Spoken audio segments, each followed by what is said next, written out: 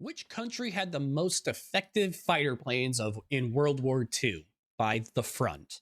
Hundreds of fighter planes flew in the skies of the Second World War, taking out other aircraft and striving for air superiority while also undertaking specific operations, such as all-weather and night fighting, intercepting, ground attack, light bombing, escorting, pathfinding, and reconnaissance.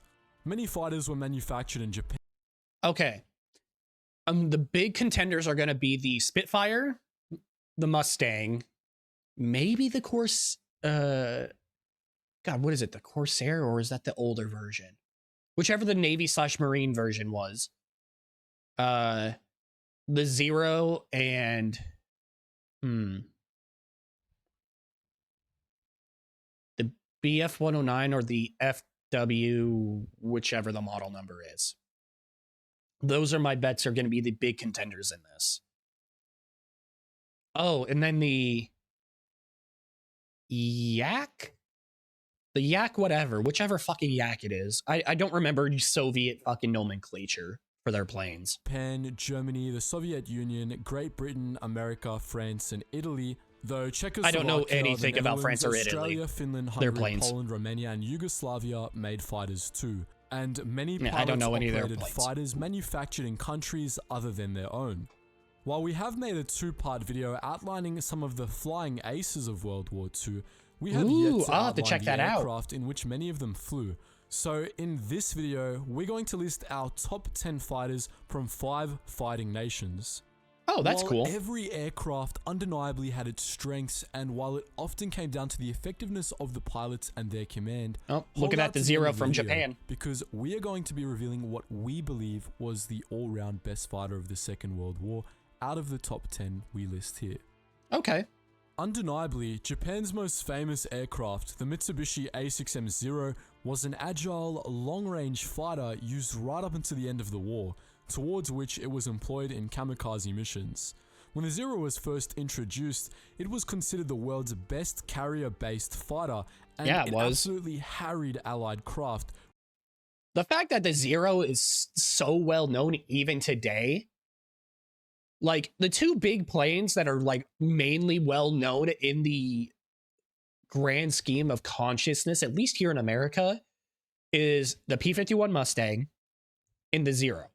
Those are the two big like World War II planes, at least in my experience, that people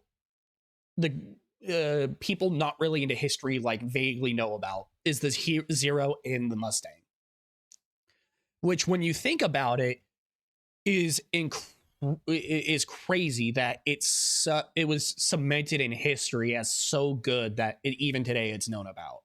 Which came nowhere near matching its maneuverability, speed, climb, and range. During those early years, the Zero maintained a formidable kill ratio. Crashed in a building during Pearl Harbor. Damn. That looks hella confusing. And that seat does not look comfortable whatsoever. Of 12-1. Though as the war dragged on, 12-1 the is Allies incredibly good. manufactured superior fighters, and the Zero, despite the deployment of some newer models, fell behind. With that said, almost 11,000 Zeros were manufactured during the war. Yeah, the fact that it fell behind so bad, it's kind of like Germany's issue. Japan had kind of the same issue of Germany in the fact that they didn't have nearly enough manufacturing power compared to the Allies. And also, as we learned beforehand on a previous video, they put a lot of their manufacturing into naval warfare. And not just the carrier-based planes. You have the Yamato class battleships. Just ships in general is mainly where they put a lot of their funding into manufacturing into, which really costs them. And it remained Japan's principal turn and burn dogfighter. The Messerschmitt BF-109 was a slick aircraft with a powerful engine, and it was one of the most integral fighters in the Luftwaffe, bearing Germany's highest scoring ace Erich Hartmann, and many other German aces to hundreds of aerial victories. The Bf-109 was initially conceived as an interceptor, but its variant I will say, until I started playing War Thunder and Germany Air, I didn't know a lot of the planes. The only planes from Germany that I knew about, I think I vaguely knew the Bf-109, very vaguely from like Battlefield 5 maybe, but mainly Stukas. The Stuka is really the only fucking plane from Germany during World War II I really knew about. allowed it to carry out a variety of operations, such as bomber escort, light Mainly bombing, because of the air attack, horn. and recon. As a frontline fighter in the early Blitzkrieg operations, the Bf-109 dominated the sky, making good use of its ability to climb higher than other craft and its excellent maneuverability, though in the Battle of Britain, for instance, Bf-109s were used as bomber escorts, and here the craft's limited range saw it falling short of the deadly Spitfire. While the Bf-109 flew up till Germany's capitulation, it was slowly being replaced with the next fighter on our list. With that said, almost 34,000 Bf-109s were manufactured between 1935 and 1945, for use both in the Spanish Civil War and World War II. The Bf-109's replacement, the Focke-Wulf FW-190, could carry the more FW-190, and thus that's take what on it a was. variety of roles, fighting in the day and night, dropping bombs and ripping up ground targets, and it was superior in most aspects to the British Spitfire.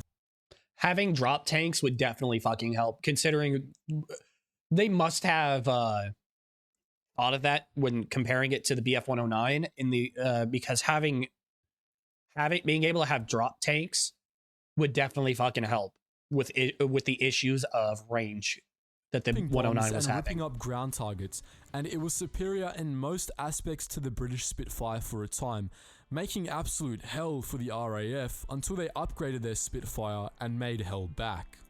Capable of bearing much more firepower than the Bf-109 while remaining quick and agile, the FW-190 was a favourite among German pilots, and many German aces racked up hundreds of kills in the cockpit of this deadly aerial predator. The FW-190 terrorized the skies from August 1941 to the end of the war, and over 20,000 FW-190s were produced from 1939 to 1945. If the Axis had got their hands on this brilliant piece of aircraft earlier in the war, the outcome may have been... Oh, I wish it was fucking colorized. I would love to see a fucking US Navy F-190. Like that... in the tricolor scheme too, that would be incredible. I gotta see if there's a fucking colored picture in here. I'll put it up on screen if there is. Very, very different. While the Soviet Union's swift, tough Yak-3, that's what it was, fighter didn't enter World War II until June 1944, it certainly made an impact when it did, earning regard as the best dogfighter on the Eastern Front. The Yak-3 could outmaneuver the Bf-109 and FW-190, and it has been considered superior even to the Spitfire and P-51 Mustang. The Yak-3 was easy to fly and very forgiving, and it was exceptionally effective below 13,000 feet or 4 kilometers. Soon after the Yak-3 was brought into the war, on the 16th of June 1944, 18 Yak-3s engaged 24 German craft, taking only one loss for the German loss of 15 aircraft. This ended Luftwaffe operations in the area. Between March 1944 and August 1946 alone, some 4,850 Yak-3s were made. Britain's Supermarine Spitfire is no doubt one of the most famous aircraft of all time. Yes, it is. And this is largely due to the craft's involvement in the Battle of Britain, in which it turned the tide, using its superior range to make a mess of the Messerschmitt Bf-109. The craft was easy to fly and incredibly forgiving, and while heavily armed, it was a graceful vehicle indeed. The Spitfire reigned supreme at low altitudes, and when a model was rendered inferior by a novel enemy craft, the Spitfire was upgraded, making it Britain's most produced fighter, with Supermarine producing more than 20,000 between 1938 and 1948. That's pretty fucking great. Johnny Johnson That's pretty fucking big. Spitfire, claiming 38 victories throughout the war. Now, I'm not American, but I can't deny that the US produced some of the best aircraft, and the last 5 fighters on this list. Oh, you're not British either. I wonder. I don't know where you'd be from then. Chance Vaught's US. Yes, the Corsair was crucial to the Allies in the Pacific I do like the Corsair. Theater, outclassing the Japanese Zero as a carrier fighter and getting good use as a ground attack fighter as well. Overall, it boasted an 11-to-1 kill ratio over the Japanese craft, and some. I fucking knew it was good. I didn't realize 11-to-1.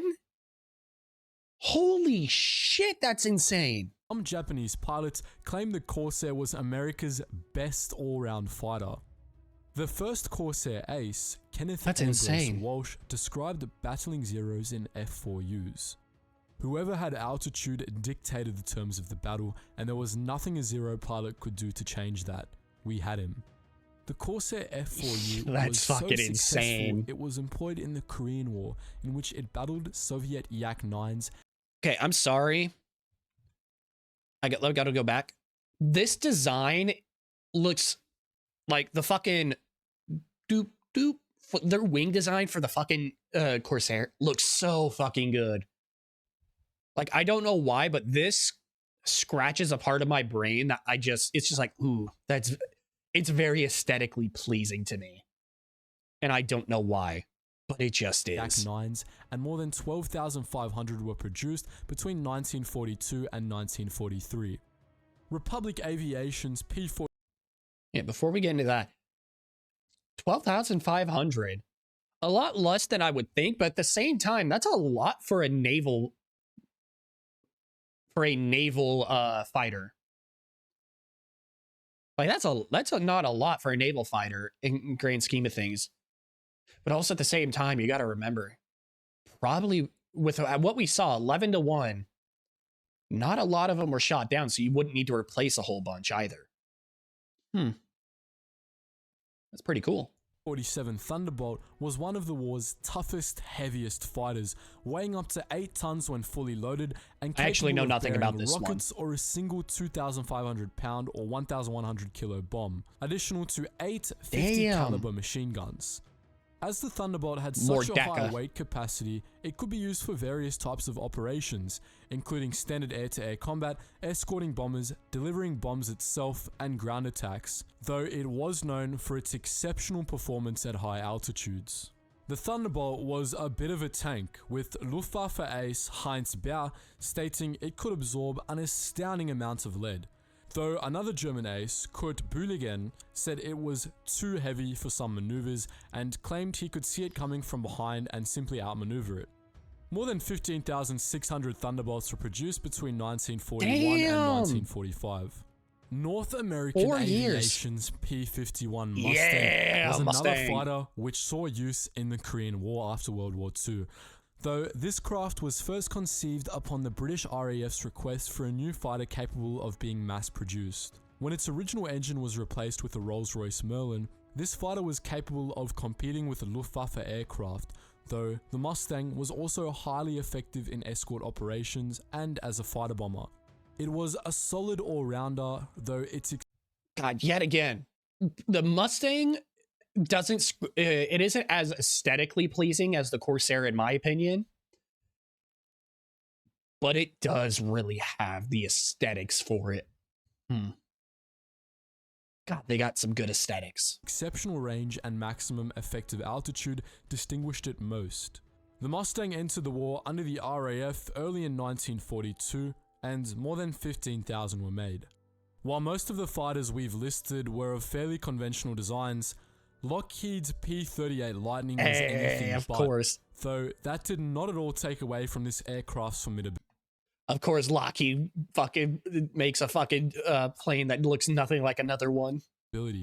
Its conventionally anyway. And twin turbocharged engines allowed it to go further than many other fighters, making it particularly useful for flights over spans of water, and it was largely considered one of the most streamlined planes ever made. It looks like it. Effective in most aerial combat roles, capable of dogfighting, raining hell on targets down below, escorting other aircraft over especially long distances, and undertaking long-distance recon operations. The Lightning was highly successful in the Pacific Theater and China-Burma-India Theater, in which America's top-scoring pilot, Rich Bong, claimed his acehood.